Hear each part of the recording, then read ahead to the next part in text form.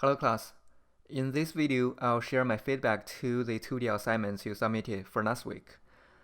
Here I only included a few works examples. However, my feedback to these works apply to all of you.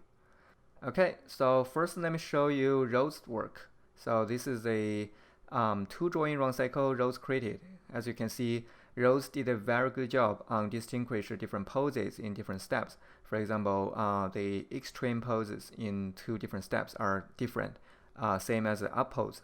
And also like the hat animation, the small delay on the hat, right? And the hat is moved with the character's body. However, the animation is slightly delayed. This is the 3 drawing round cycle Rose did. And that's the same as the 2 drawing round cycle. I like how Rose distinguish the different poses in different steps. For example, the second frame and the fifth frame, instead of simply flip the two necks, Rose actually changed the pose a little bit. So when you play this animation very fast, audience will not feel, it is just a repeat. It is just like a flip, right? So you want to keep the poses in different steps a little bit different. And that is the concept that I introduced in the reading, and Rose did a very good job on applying those concepts into the animation, the assignments. Next is Erin Porter's 2 drawing round cycle. As you can see, Erin did a very good job on the drawings, and she put a lot of details in the drawings.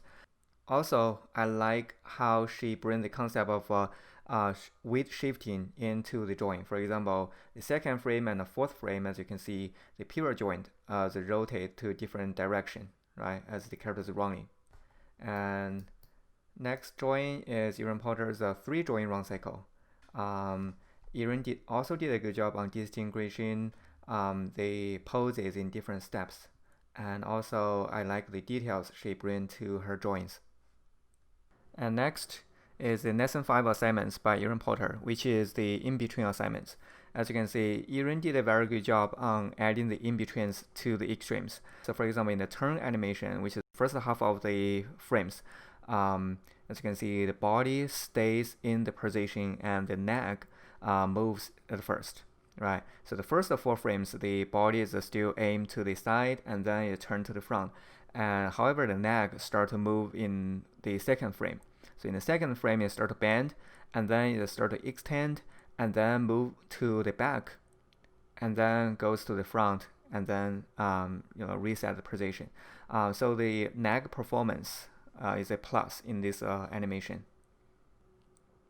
And I also like the unexpected event that happened after the turn animation. And here I also put these frames together to show you how it looks in the animated view. Alright, let's take a look.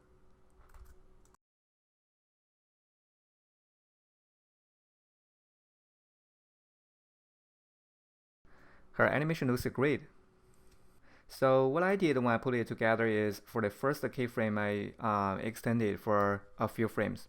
Okay, and second keyframe I used a 2 frame for the animation, and the other frames for the turn, each frame I just use 1 frame, and then after the turn I use 3 frames for that keyframe. And when she taking out the glasses, I just use 1 frame for each keyframe. And after she take it out, and I just stay on the last frame for however many frames it has. So together, it is like this. And then let's take a look at Rose's assignments for the in-betweens. See how flexible the character is. I really like the break the joint concept that Rose bring from the reading to here. As you can see, for the 4th frame, the character's knee joint is break, right? And I like that break. It shows the flexibility of the character. And also I like the delay that Rose applied to the character. As you can see, for the turn animation, the neck goes first, and then the body goes second. And the last one is the arm and the head, right? So it has a sequence, which looks very good. So here I also put all these frames together to show how it looks in the animation view. So let's take a look.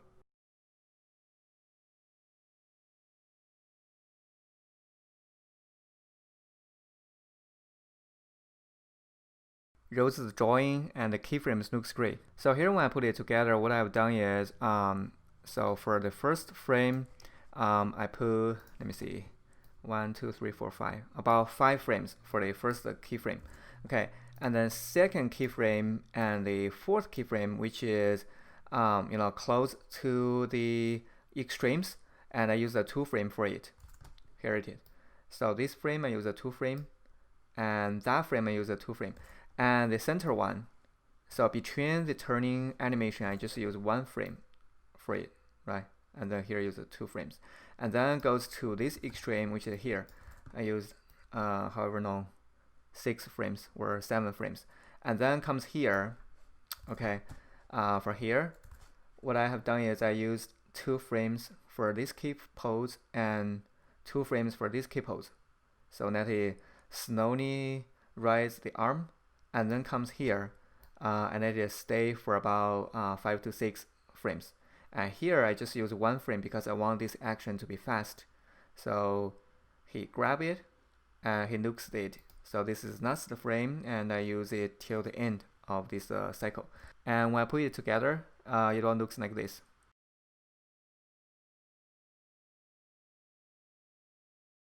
Alright, next is Kitty's work. For the turn animation, which is on the first row, she did a good job on the delay of the body. As you can see, the head turns first and then the body comes next. And next is the tongue or the cigarette that is on the character's mouth, that black thing.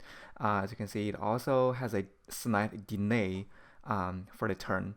And also the character design looks very good. She did a hand drawing. So I also put these frames together because she took a photo of the drawing. So when I put it together, it has a perspective and it doesn't show her drawing in the best quality. However, you can still see how she did the keyframes and how the animation looks. Alright, let's take a look.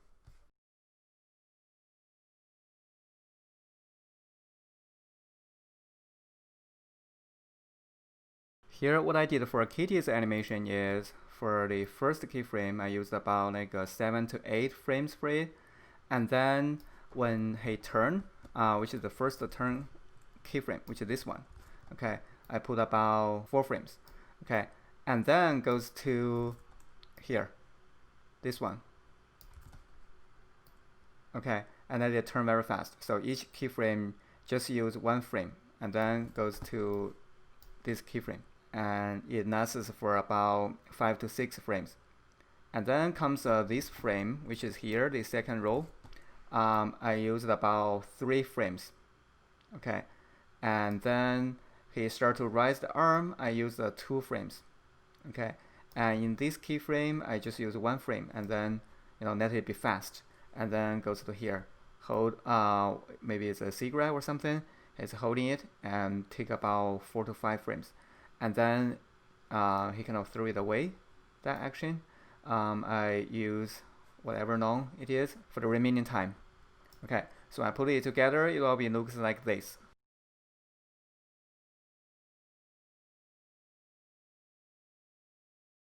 Okay, so these are some of the example works from the week 3. And all of these works applied the concept from the reading into the drawings, into the animations. And the drawings are very detailed and the keyframes are accurate. So I hope all of you can achieve this standard for your future assignments.